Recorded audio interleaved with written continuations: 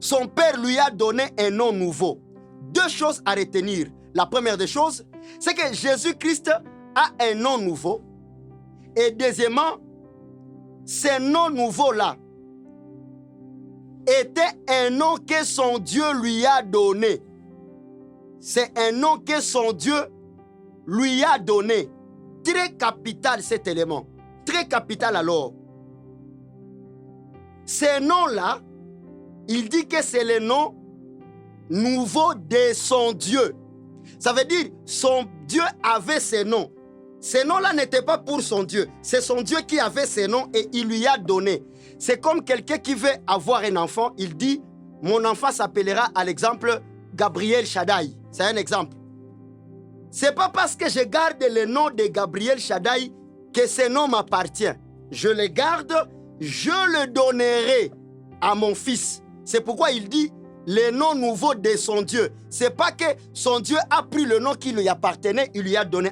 C'est son Dieu qui gardait le nom et il lui a donné ce nom. Très capital cet élément-là. J'avance pour vous dire ceci. Il faut quitter la confusion que quand Jésus-Christ a dit qu'on lui a donné un nom nouveau, que ce nom-là, c'est Jésus-Christ. Le nom Jésus-Christ n'est pas le nom nouveau de Jésus-Christ. Parce que ce nom-là, on a montré comment ça a été annoncé. C'est l'ange qui avait dit, avant que l'enfant ne soit conçu, qu'il sera appelé Jésus. Et puis quand Dieu lui a oint du Saint-Esprit, on l'a appelé Jésus-Christ.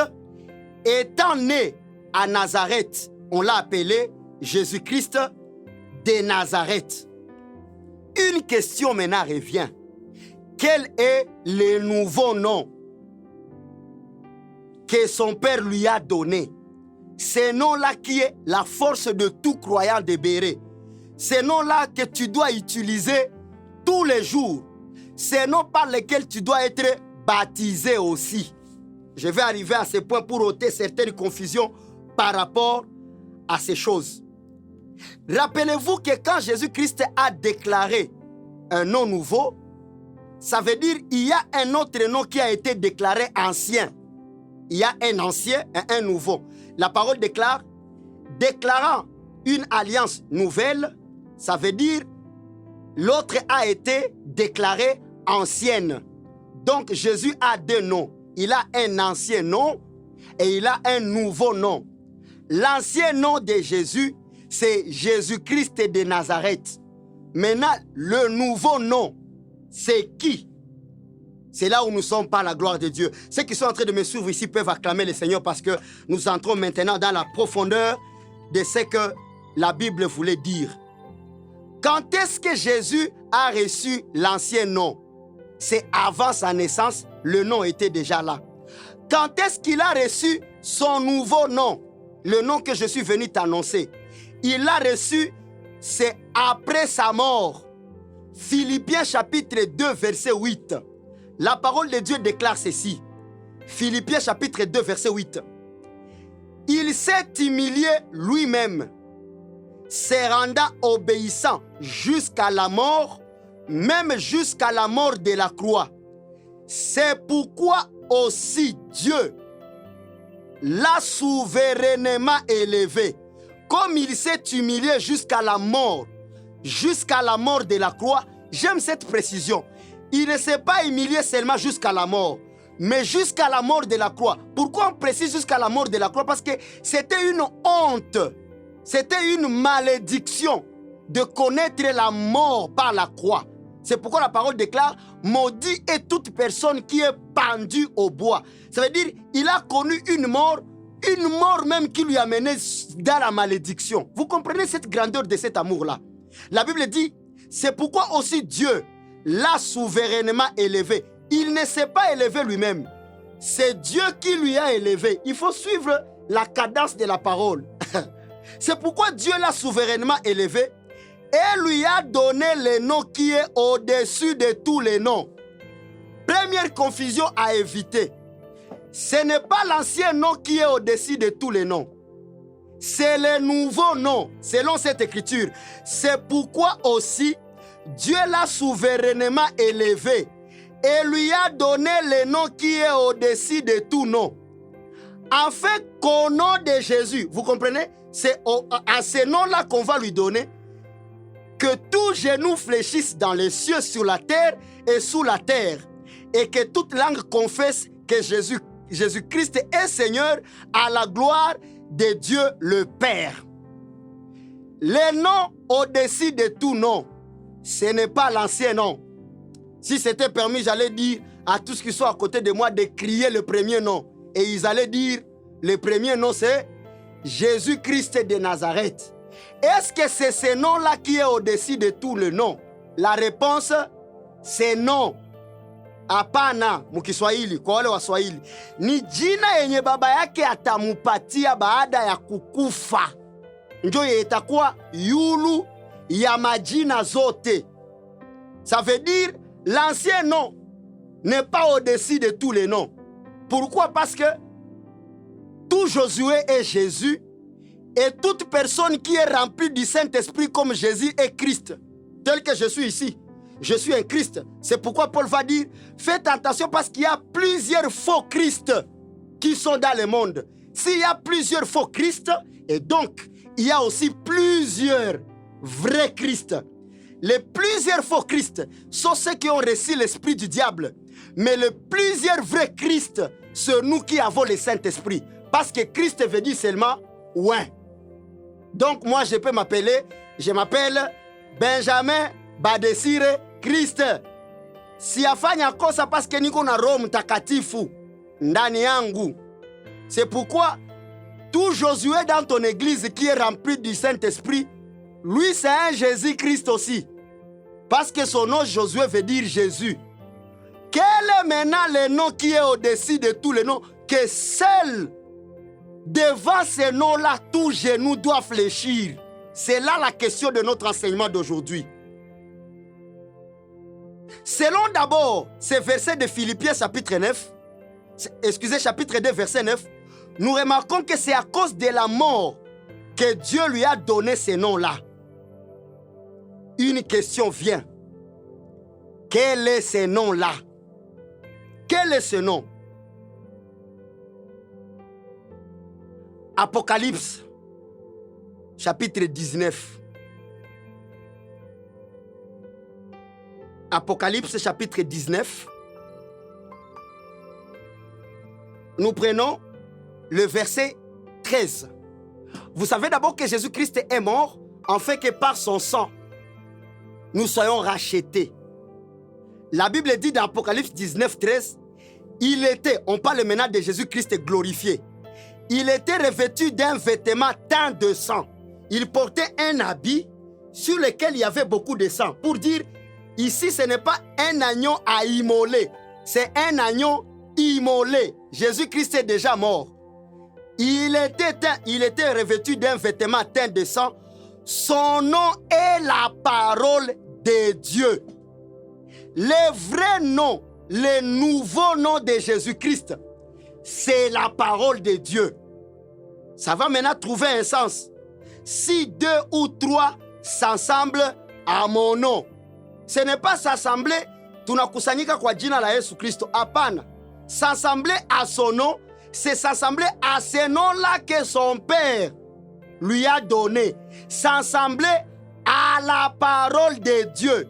Ça veut dire, si nous nous assemblons, nous prions. Bon, pour ceux qui l'aiment, ceux qui se délivrent, pour ceux qui aiment, ceux qui prophétisent. Et qu'il n'y a pas eu la parole de Dieu. Ces gens-là ne se sont pas assemblés au nom de Jésus. Hata kama watakemea mapepo kwa jina la Yesu, hawayakusanyika kwa jina lake. Hata kwamba vipofu wataona kwa jina la Yesu, hawayakusanyika kwa jina lake. Le nom que le Père lui a donné, c'est la parole de Dieu. Entrons en profondeur de ce point ici. Tu seras profondément béni. La parole de Dieu est le nom nouveau que le Père a donné à son Fils. La parole de Dieu. C'est pourquoi Philippiens chapitre 2 verset 10 est en train de dire qui, afin qu'au nom de Jésus, tout genou fléchisse dans les cieux et sur la terre. Vous écoutez, c'est par les nouveaux noms que les gens vont fléchir. On ne dit pas que nous allons fléchir devant le nom de Jésus. C'est par le nom de Jésus que nous allons fléchir. Quel est ce nom?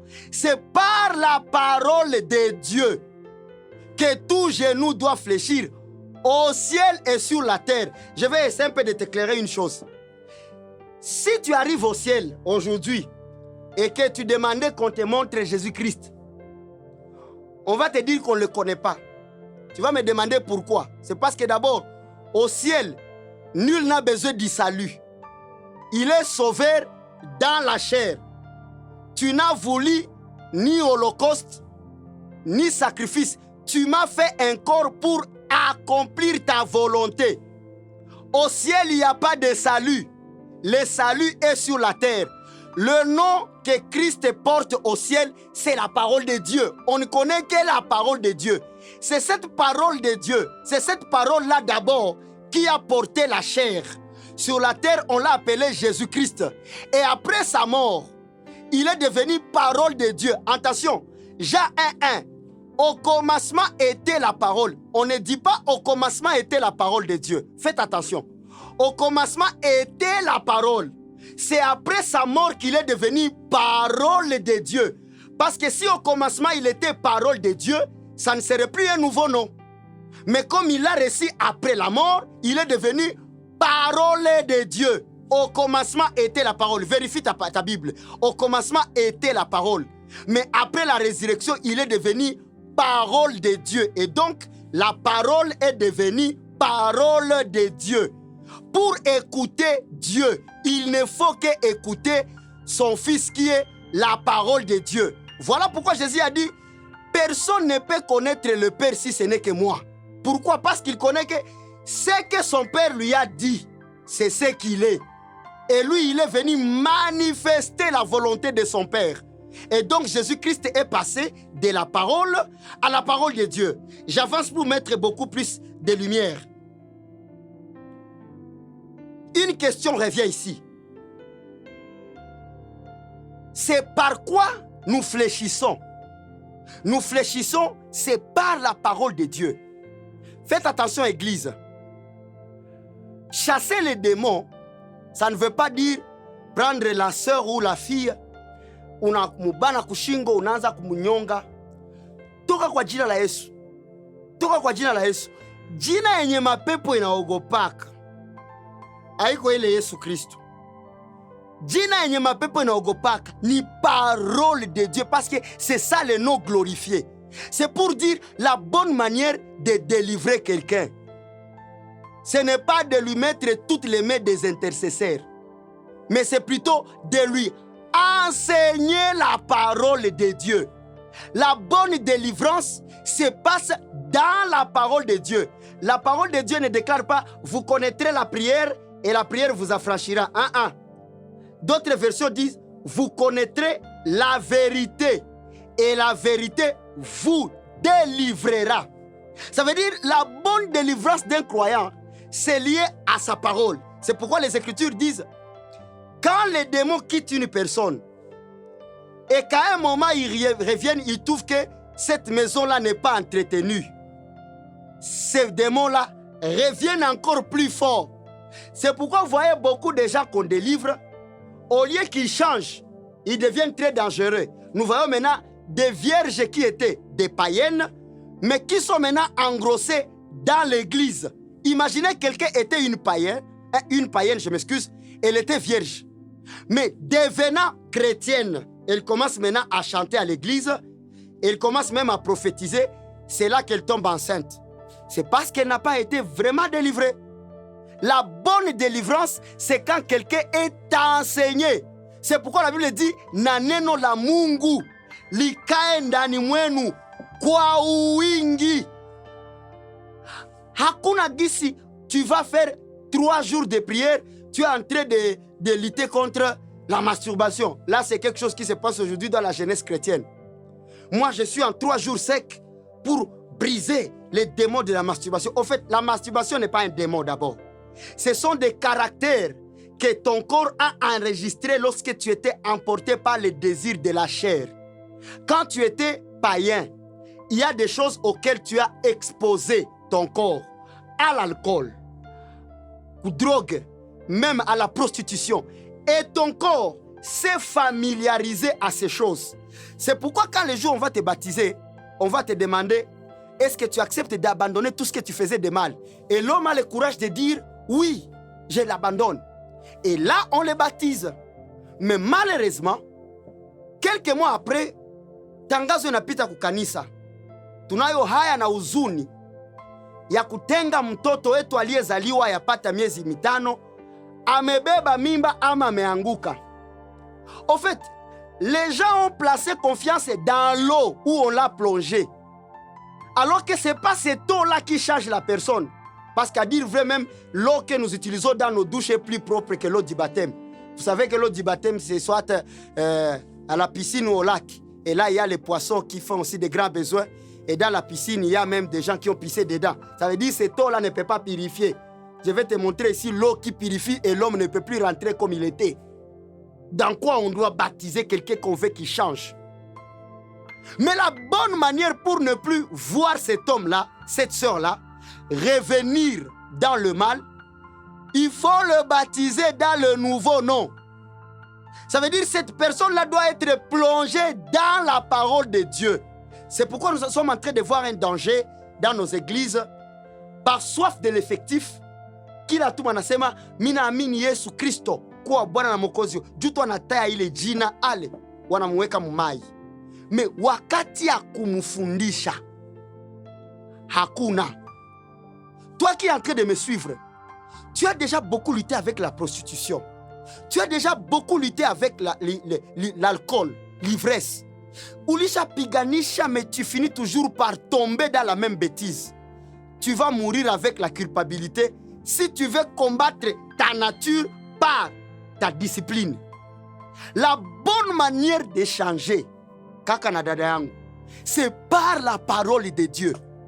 Imagine toi-même, Jésus-Christ, aujourd'hui, il est cité partout.